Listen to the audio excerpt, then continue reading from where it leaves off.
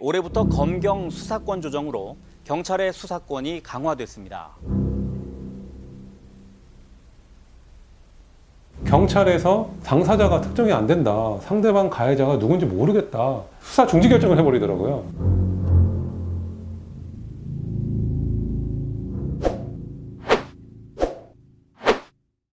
이럴 때는 도대체 어떻게 해야 되나 저도 난감하더라고요. 물론 여기에 대한 보완책이 있었습니다.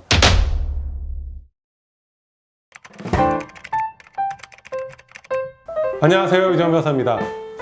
제가 예전에 검경 수사권 조정이 되면서 고소 전략이 달라졌다, 피의자는 또 대응을 어떻게 해야 되는지 다시 한번 고민해 봐야 된다라는 영상을 올려드렸는데요.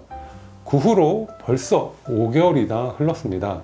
실제로 업무를 하면서 제가 느끼는 부분들, 그리고 여러분들이 꼭 주의를 해야 할 부분을 짚어보도록 하겠습니다. 검경 수사권 조정이 뭔지 잘 모르시는 분들도 있을 수 있으니까 간단하게 제가 표로 설명을 드려보도록 하겠습니다. 예전에는 경찰에서 사건을 수사하면 기소 또는 불기소의 의견으로 나눠서 검찰에 송치를 해야 했습니다. 검찰에 송치한다는 의미는 사건을 마무리하고 검찰로 보낸다는 의미 정도로 생각하시면 되고요. 그렇게 경찰이 사건을 송치하면 검찰에서 최종적으로 범죄가 되는 사건을 법원으로 보내는 기소라는 행위를 하게 되고요. 범죄 혐의가 인정되지 않거나 다른 처분을 해야 되는 경우에는 자체적으로 종결을 했습니다. 쉽게 얘기하면 예전에는 검찰이 기소를 할지 불기소를 할지 최종적으로 결정할 수 있는 기관이었던 것이죠. 그런데 최근에 검경 수사권 조정이 되면서 범죄가 안 되는 사건은 경찰에서 자체 종결할 수 있는 권한이 생겼다는 것, 이것이 가장 핵심입니다. 그래서 기소 의견으로 되는 사건들은 당연히 검찰로 넘겨서 검찰에서 법원으로 사건을 넘기는 기소 행위를 하지만, 그런 행위가 아니라고 한다면 경찰에서 모든 사건을 종결할 수 있다는 것이죠. 결과적으로는 경찰이 사건을 검찰로 송치하지 않는 불송치 결정을 하는 경우가 가장 큰 문제가 되겠죠. 경찰이 불송치 결정을 하는 경우는 어떤 것인지, 그리고 여기에 대한 대응 방법은 어떤 것인지 자세히 한번 살펴보겠습니다. 경찰이 불송치 결정을 하는 이유는 여러 가지가 있는데요. 범죄가 인정되지 않는 혐의 없음, 증거가 불충분한 혐의 없음, 아예 죄가 되지 않는 그런 경우에도 혐의 없음 결정을 하게 되고 불송치를 하게 됩니다. 그럼 여러분들이 쉽게 이해하시려고 그러면은 처벌이 어려운 경우다라고 생각하시면 되겠습니다. 여기서 고소한 분들은 중요한 포인트가 생기는데요. 경찰에서 혐의가 인정되지 않는다고 사건을 종결시켜버리면 사건이 완전히 끝난 것일까요? 내가 다시 이 사건을 새롭게 조사하게 만들 수는 없을까요? 이때 바로 고소인의 이의신청 제도가 있습니다. 경찰이 불송치 결정을 하는 경우에는 고소인에게 사건을 송치하지 않는 취지와 그 이유를 설명하는 서류를 보내게 됩니다. 그 서류를 받고 고소인은 이의신청을 할 수 있는 것입니다. 그래서 경찰 수사 규칙에 따라서 이의신청을 어떻게 하는지에 대한 서식을 만들었고요. 이 서식에 맞추어서 여러분들이 육하원칙에 따라서 이의하는 이유를 쓰셔서 경찰에 제출하시면 이의신청이 완료됩니다.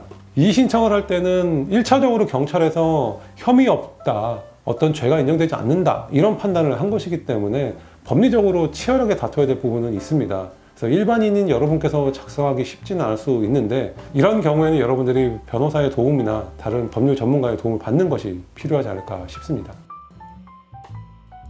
제가 검경 수사권 조정 이후에 업무를 진행하면서 제일 어려웠던 부분이 수사 중지 결정이었습니다. 이 부분이 어떤 내용이냐면은, 경찰이 당장에 수사를 하기 어려운 경우에는 사건을 중지하고 사유가 해소된 이후에 다시 수사를 재개하는 그런 취지의 결정을 내립니다. 이 부분을 바로 수사 중지 결정이라고 하는데요. 예를 들어서 피의자가 소재 불명이라든지 2개월 이상의 해외 체류 등으로 인해서 조사가 불가능한 경우, 이런 몇 가지 사유에 있어서는 수사를 중지하고 그 사유가 해소되기를 기다리는 경우가 있습니다. 제가 수사 중지 결정을 받아보니까 정말 난감하더라고요. 제가 SNS상에 있었던 명예훼손으로 고소를 진행했는데 경찰에서 당사자가 특정이 안 된다, 상대방 가해자가 누군지 모르겠다, 이래서 나는 수사를 못하겠다라고 계속 얘기를 하는 거예요. 그래서 관련해서 이런 서류가 있으니까 이 서류의 출처를 여기서 확인하실 수 있다, 그러니까 거기 가셔서 확인하시면 충분히 수사 가능하니 계속 수사를 해주십시오 라고 욕을 했거든요. 근데 이분이 수사 중지 결정을 해버리더라고요. 이럴 때는 도대체 어떻게 해야 되나 저도 난감하더라고요. 물론 여기에 대한 보완책이 있었습니다. 이럴 때는 경찰 상급 관서의 장에게 이의신청을 하는 방법이 있습니다. 수사 중지 결정에 대해서 이의신청을 하고자 하는 사람은 통지를 받은 날로부터 30일 이내에 상급 경찰관서의 장에게 이의신청을 하는 방법으로 다시 수사를 해달라라는 요구를 할 수 있는 것이죠. 저도 이런 이의신청을 하고 그 결과가 어떻게 될지 기다리고 있기는 한데요. 과연 같은 식구인데 내 이의신청을 받아줄까? 경찰에서 계속 이 사건을 그대로 뭉개면 어떻게 처리되는 건가? 충분히 더 수사를 할 수 있는데 왜 안 하는 거지? 라는 의구심이 너무 많이 들더라고요. 검경 수사권 조정이 되기 전부터 경찰에서 수사를 제대로 하지 않으면 어떻게 막을 수 있는 길이 없다라는 우려가 있었는데요. 실제로 이 부분에 있어서는 문제가 심각한 부분이 있습니다. 검찰에서 어떤 통제권을 두거나 아니면 경찰 관서의장이 아닌 법원을 통해서 사건에 다시 한번 개입할 수 있는 그런 제도적 장치를 해야 할 필요성이 있다고 봅니다. 제가 지금까지 말씀드린 것처럼 다소간의 문제는 있지만 수사 중지 결정을 받으신 분은 이의신청 제도를 활용할 수 있다는 것을 꼭 기억하셨으면 합니다. 수사권 조정이 되면서 경찰에게 더 많은 일들이 부과되는 부분은 사실인 것 같거든요. 그러다 보니 사건이 지연되는 경우도 많이 있고 그전에는 검찰에서 알아서 해주겠지라고 했던 부분들을 경찰에서 해야 되기 때문에 다소 전문성이 떨어지면서 업무의 효율도 떨어지는 부분도 있다고 봅니다. 이런 부분들이 빨리 개선이 됐으면 좋겠고요. 그 과정에서 경찰이 사건을 소홀히 할 수 있기 때문에 고소를 하신 분들은 꼭 이의신청 제도를 기억하시기 바랍니다. 오늘 준비한 내용은 여기까지고요. 경찰이 수사의 주체가 된 만큼 앞으로 경찰이 제대로 된 역할을 해주기를 기대하겠습니다.